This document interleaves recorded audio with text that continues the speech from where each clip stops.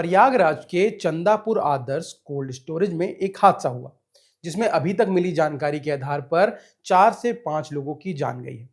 पर ध्यान देने वाली बात यह है कि यह सिर्फ एक एक्सीडेंट नहीं है, और मैं ऐसा इसीलिए कह रहा हूं क्योंकि ये जो घटना हुई है वो भारत में इंसानी जिंदगी की कीमत पर एक खड़ा खौफनाक सवाल है।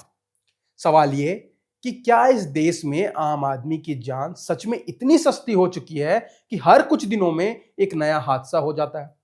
कुछ लोग मरते हैं, थोड़ी देर खूब शोर मचता है, इंटरनेट के क्रांतिकारी अंडरटेकर पुनः जीवित हो जाते हैं और फिर कुछ टाइम के बाद सब कुछ पहले जैसा चलने लगता है।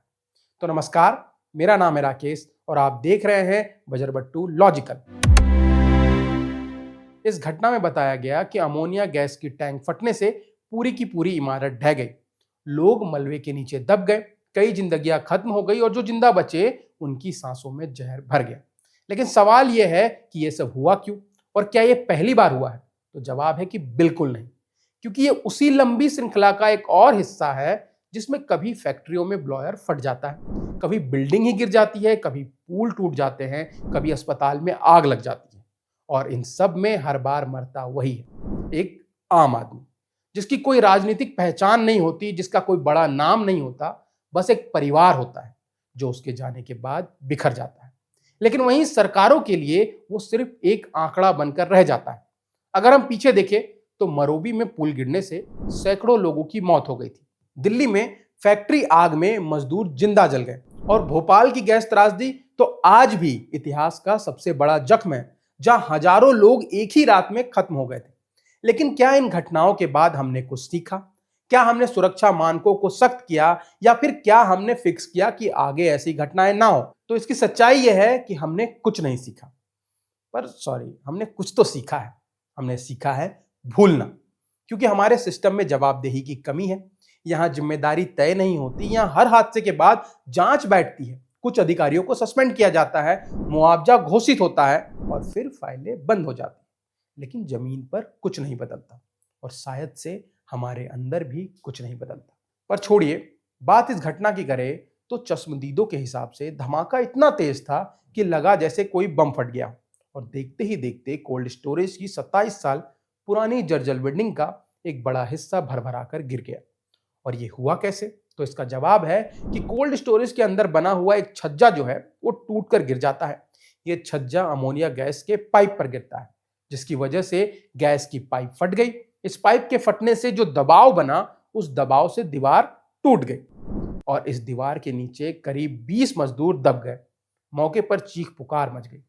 आपको बता दूं कि हादसे के समय कोल्ड स्टोरेज में लगभग 110 मजदूर काम कर रहे थे और अगर यह हादसा लंच टाइम, मतलब कि जो 1 से 2 के बीच का होता है, के दौरान ना हुआ होता तो मरने वालों का आंकड़ा 100 के पार होता।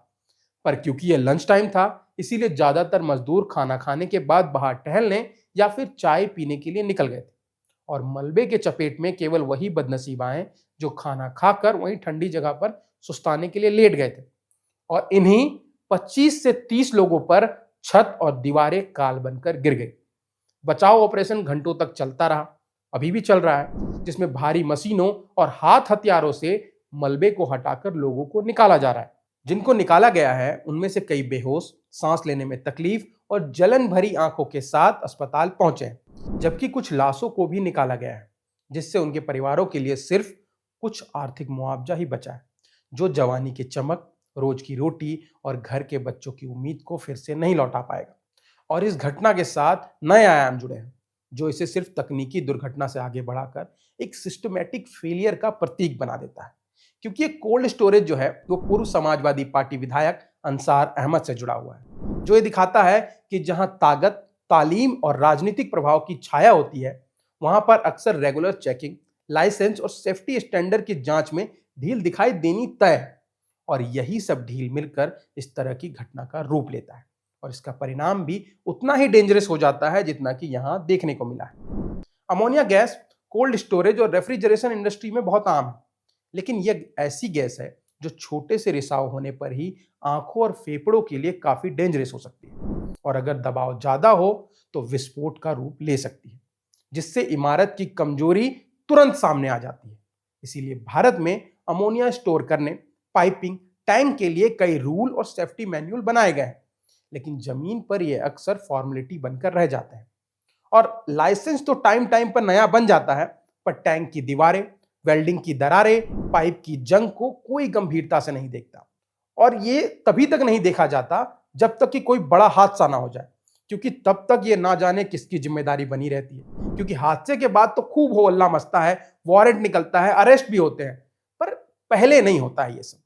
ऐसे में यहां भी कई सारे सवाल उठते हैं कि क्या इस कोल्ड स्टोरेज में अमोनिया टैंक की नियमित जांच हो रही थी?